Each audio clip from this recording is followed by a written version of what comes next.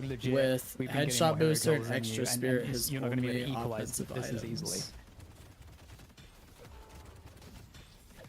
Furnace getting a lot of early farmers, rush the green spike. So once he gets this Headhunter online, the Headhunter is not only going to heal pretty significantly since it offers a percentage-based heal, but this Furnace is going to be really tough to bring down. You can see he was already topping the hero damage we saw on the pause screen for his Drifter team. getting Mid Guardian, burnt not up long for right this now. world. Mirage will pick that one up. Maybe Mirage went a little just bit deep on the last melting. dive, but this hero still a huge problem right now in the game. And really, I mean, that's not when we expect Mirage to be so strong, right? Like on release, he was so dominant on the lane, but now we usually think about him more in the late game, but I guess I'll have to wait for that as he does go down to the Rem sleep.